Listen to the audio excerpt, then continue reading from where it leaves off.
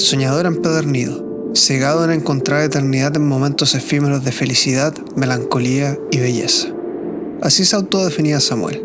En su intimidad, hallaba cierta fascinación por lo misterioso de observar hacia el pasado y ver nebulosas las imágenes. Más sentía profundamente inmediatas e intensas las emociones vividas. Conocía los secretos de los viajes en el tiempo. No necesitaba máquina alguna ni magia. Tan solo cerrar sus ojos e imaginar lo más vívido posible esos momentos añorados en rincones de su memoria. Cada paso que daba sobre la arena, el viento sur, el gélido de las montañas resecas, la tímida luz de invierno, ese calor insaciable de verano, todo era real cuando lo recreaba en su mente. Luchaba a diario contra la idea de olvidar. Él no le tenía miedo exactamente a olvidar pensamientos, sino más bien ser olvidado. Por alguna razón su esencia más pura era la de trascender, quizás en un afán megalómano, pero nada más lejos de la verdad. Samuel comprendía perfectamente que su vida, como la de cualquiera, era el azar jugando a ser algún tipo de dios creador.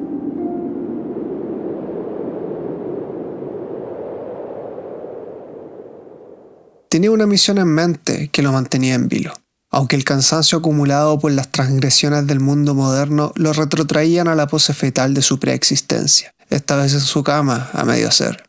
Él quería construir cada memoria vivida a escala real, para así poder mostrársela al mundo que parecía ciego al verlo gesticular. Allá afuera todo se bañaba de la incredulidad impresa en los apresurados juicios hacia él. ¿Cómo lograría semejante hazaña epopéica sin ni un peso en su bolsillo? Samuel sufría de su pobreza económica como cualquiera de su edad. Joven incipiente, sin contactos, ni un gran historial de trabajos o pololitos que le iban surgiendo muy de vez en cuando. Unos pocos confiaron en él y entregaron sus preciados anhelos para ser construidos con esmero y cariño que él aportaba en forma de retribución. Pero lo poco que ganaba se le iba en cuentas, cafés y libros de segunda mano.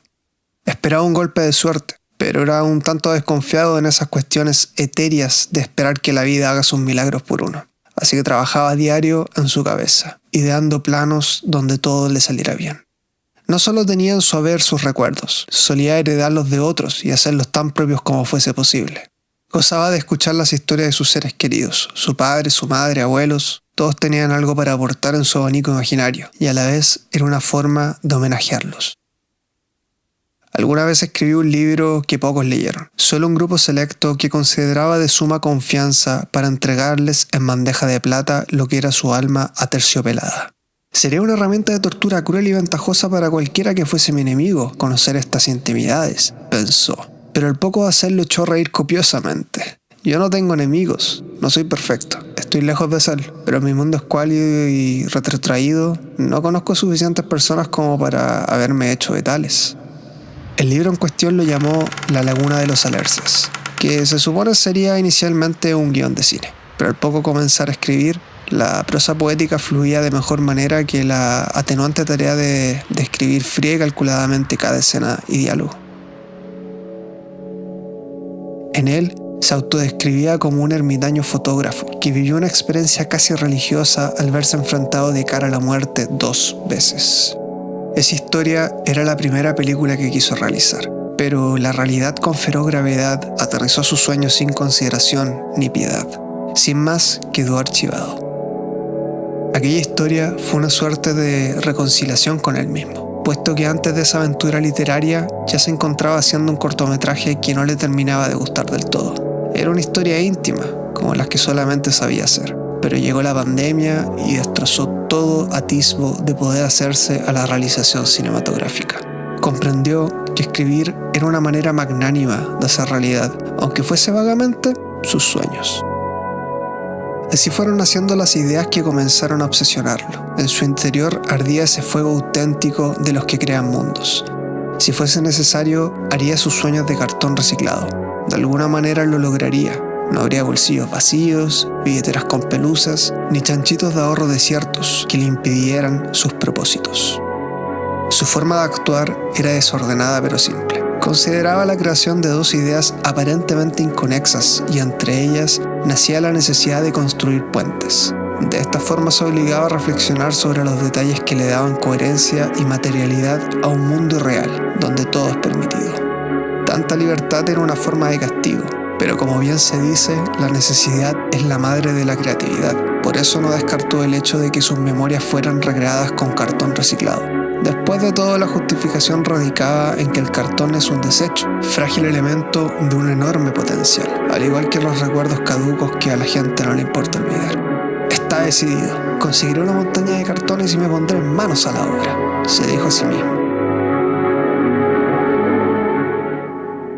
Todo debía ser a lo grande, por una simple cuestión. En sus memorias, el mundo era vasto. Y aunque su visión se limitara hacia donde estuviera mirando, sabía perfectamente que el horizonte no era ese finisterra del que todo el mundo hablaba.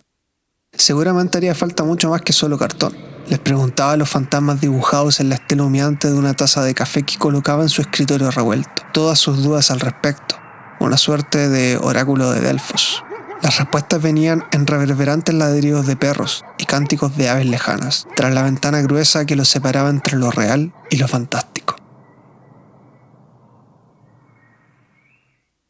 Hallaría la solución en la medida que la dificultad se hiciera presente, y así mantuvo a raya un poco su ansiedad desbordante. Se dio a la tarea primero de leer todo lo que pudiera. Necesitaba nutrirse de palabras bellas y complejas que muchas veces no terminaba de comprender del todo, pero sonaban bien, así que las subrayaba y guardaba celosamente la idea de en algún momento usarlas como punto de partida. En su búsqueda, conoció lo que denominó una cueva de magia impresa y a veces mohosa, una librería de segunda mano, atendida por una señora cuyo propósito fue guiarlo entre los montones de libros desperdiciados por otros y atesorados por ella. Fue un viaje por el infierno de Dante, ella, Beatriz, y los canales a navegar, libreros que ocupaban del suelo al techo, de pared a pared, llenos de infinitas ánimas vertidas en papel. Vengo en búsqueda del inicio, ya sabe usted. La génesis para un lector despistado que no ha leído mucho hasta ahora. Eso debe cambiar, dijo Samuel. De su cofre escondido sacó un caballo de Troya y se lo vendió a un precio que lo hizo querer volver. Si este libro no te gusta, ven con confianza y dime, señora, toma sus libros y lárguese de aquí, le contestó entre risas. De ese libro obtuvo la primera palabra que lo haría despegar con destino a sus recuerdos, la cólera. ¿Qué recuerdo podría retrotraerlo a la cólera? Ardió su cabeza pensando largo y tendido. De seguro habría algo allí escondido, que le despertara esa ira que necesitaba dejar ir en su primera recreación. Tras una larga diligencia, lo encontró. Todo era claro y prístino. Su memoria no dejaba escapar ningún detalle, fuese importante o no. Con lo cual, su plan trazado no dejaba espacio al azar. Se subyugó primeramente a lo que ese recuerdo le podía ofrecer en forma de emoción, para dejar en un segundo plano aspectos visuales que luego darían forma a esas maquetas enormes de cartón. Conoció a Melodía, una subversiva figura femenina que le dio ese empuje vacilante entre lo racional y lo irracional, a punto de cuestionar cada paso que daba, simplemente para ver qué tan comprometido y preparado estaba. Entre sus aportes, además, estuvo el regalarle un espacio diáfano para acometer sus locuras creativas.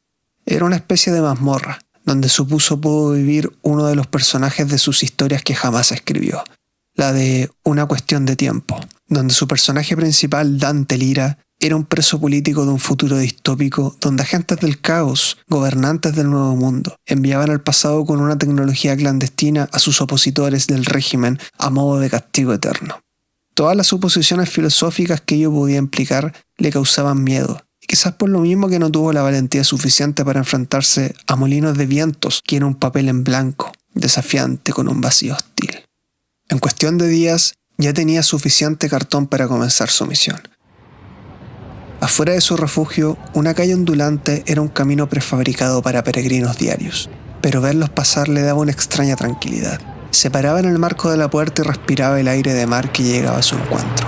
Todo parecía una película, y eso le animaba a proteger cada instante de tiempo por si no volvía a ocurrir. Nunca se sabía si ese sería un próximo recuerdo al cual acudir. Construyó la escena más surrealista que sus ávidas manos le permitieron, con torpeza pero con un gran entusiasmo. Con eso balanceaba todo, y el resto lo dejaba a su infaltable capacidad de justificarlo todo con gran tollo.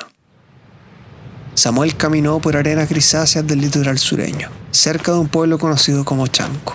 Habría tenido apenas unos 12 o 13 años, pero estaba allí, caminando solo, A lo lejos, un imponente faro se alzaba por lo alto de una colina que daba aspecto de contraola hecha de arena y sedimento. Llevaba consigo lo justo y necesario en una mochila media vacía, que pretendía ser una navaja suiza en su aventura con tintes de supervivencia.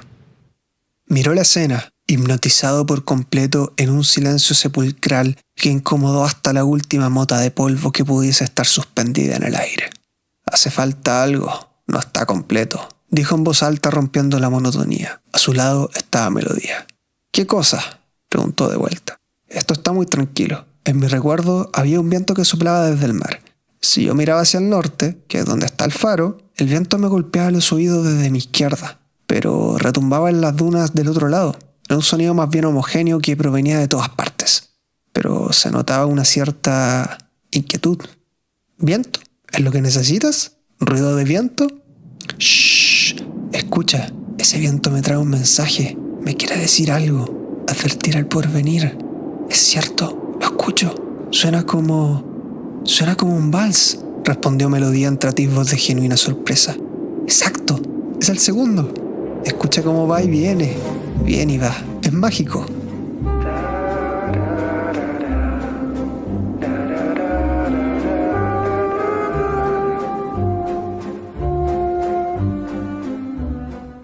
Ningún recuerdo podría estar completo sin una mezcla armónica entre imágenes, sonidos, olores, sensaciones, todo el abanico posible de sentidos. «Mel, ayúdame por favor». Toma unos cartones con forma de cuña y comienza a moverlos así. Primero uno arriba y el otro abajo. Después hace lo mismo, pero al revés. Melodía obedeció y comenzó a crear olas de mar. De pronto el sonido era tan claro.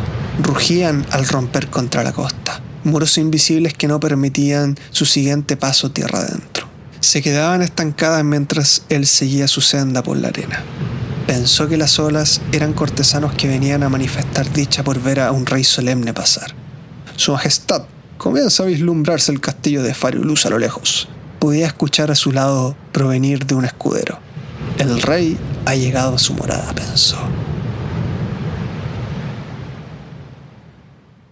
Samuel entendía que sus recuerdos no se limitaban a una única escena de carácter pictórico. Debía por tanto realizar la siguiente recreación. En eso, Melodía lo interrumpió. «¿Cómo esperas que el mundo entero vea esta elocuente reencarnación onírica si no abre ni siquiera las persianas?» La pregunta lo dejó perplejo. No había pensado en eso. Supuso que llegarían simplemente los ojos curiosos, pero Melodía tenía mucha razón. «Consigamos una cámara. Lo grabaremos». «Yo tengo algunas luces que pueden servir», contestó Melodía. «Y yo podría escribir un guión. Seré director, camarógrafo, actor, editor, sonidista. Y yo productora, narradora, asistente, runner. Podríamos llevarlo luego a festivales de cine», agregó Samuel. «¡Qué gran idea! Conozco mucha gente que nos puede ayudar con la difusión». Se pusieron manos a la obra, iluminaron la escena. Samuel se dispuso como actor. Melodía asistía en cámara. De pronto Hollywood se las venía encima. Sueños de cartón, enclenques, pero llenos de vigor e ímpetu. Una inocencia descollante y bien cuidada, tratada con mimo. «Corten, se imprime», dijo con entusiasmo Samuel. «Ahora necesitamos pasar a la siguiente escena», agregó. Aquel espacio diáfano donde trabajaban pareciera no tener principio ni fin. Sus paredes se ensanchaban a necesidad, con lo cual las maquetas iban quedando relegadas a un rincón sin ser alteradas. Ahora es cuando llego al faro y me recibe un viejo lobo de mar, de piel curtida, chaleco de lana con cuello de tortuga. Una barba canosa, como la de Arturo Prat. Me ofrece cobijo esa mañana fría. Un poco de té, a su majestad. «¿Y las hortensias del jardín, de qué color son?», preguntó Melodía. «No son hortensias, son lavandas. Atraen a las abejas». «¿Y quién podría actuar de farolero? Debe ser alguien que sepa de plantas y abejas entonces, ¿no?». «Lógicamente, aunque de seguro sabrá más de peces y gaviotas». «¿Qué sarjotes? De esos hay en todas partes», contestó Samuel. Se miraron el uno al otro en complicidad de las locuras que hablaban y al unísono dijeron: «Lucifer».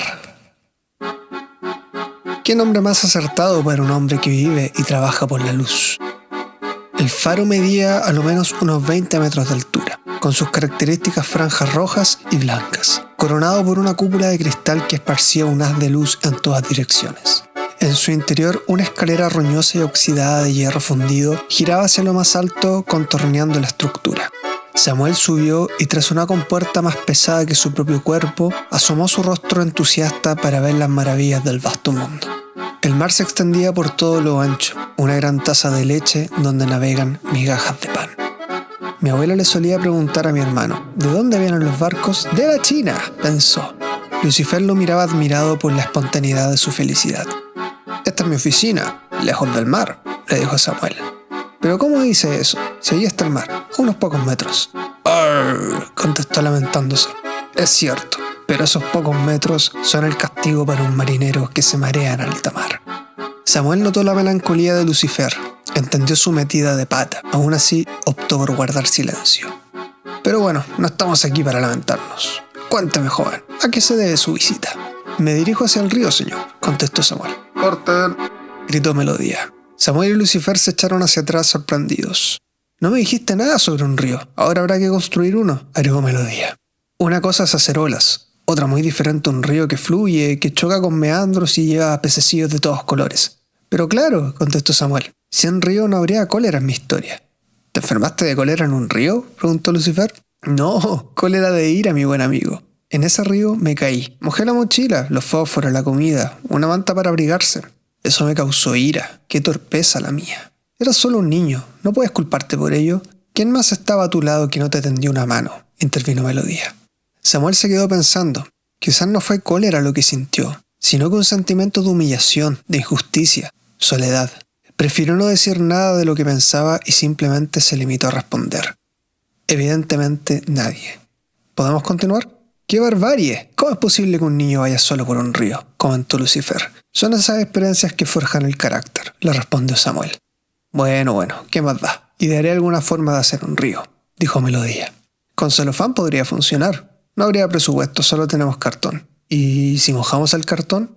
¿De dónde pretenderías sacar agua? El agua del mar serviría, ¿no?».